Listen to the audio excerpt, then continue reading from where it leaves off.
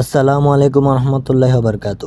আজকের ভিডিওটা মসজিদে আল কেবলাতান, দুই কেবলার মসজিদ। সৌদি আরবের মদিনায় অবস্থিত একটি মসজিদ ইসলাম ইতিহাসের এক ঐতিহাসিক ঘটনার সাক্ষী হয়ে দাঁড়িয়ে আছে।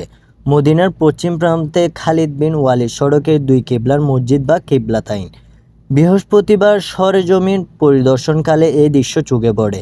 জানা গেছে ইসলাম যুগের শুরুতে তৃতীয় মসজিদে কিবলাতাইন বনু সালামা অঞ্চলে হওয়ার সুবাদে এই মসজিদের প্রথম নাম ছিল মসজিদে বনু সালামা। কিবলা আরবি শব্দ, এর অর্থ নামাজ আদায়ের দিক নির্দেশক, আর কিবলাতাইন শব্দ দ্বারা বোঝানো হয় দুইটি কিবলা। মসজিদে বনু সালামার রাসূল সাল্লাল্লাহু আলাইহি ওয়াসাল্লাম নামাজরত অবস্থায় কিবলা পরিবর্তন করার পরে এর নাম হয়েছে মসজিদে আল কিবলাতাইন বা দুই কিবলার মসজিদ।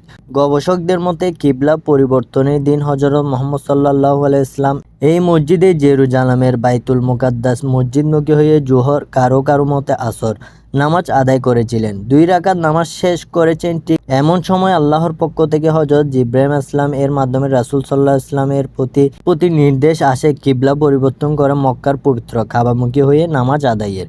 এই নির্দেশ পাওয়ার সঙ্গে সঙ্গে রাসূল সাল্লাল্লাহু আলাইহি ওয়াসাল্লাম নামাজের মধ্যেই কিবলা পরিবর্তন করেন। এই সময় তার পিছনে নামাজ আদায়রত সাহাবীরাও কিবলা পরিবর্তন করেন। এই ঘটনার পর থেকেই মসজিদটি পরিচিত লাভ করে মসজিদ আল কিবলাতাইন বা দুই কিবলার মসজিদ হিসেবে।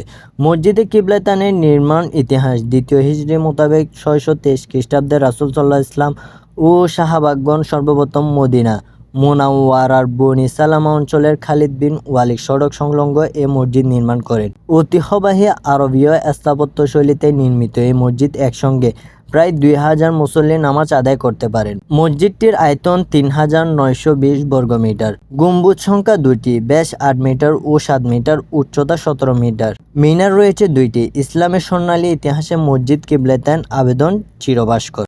মসজিদে কিবলাতাইন সম্পর্কে অনেকের জানার ইচ্ছা ছিল, আর আমরা মুসলিম হিসেবে মসজিদে কিবলাতাইন বা ইসলামের ইতিহাস সম্পর্কে জানা অনেক বেশি জরুরি।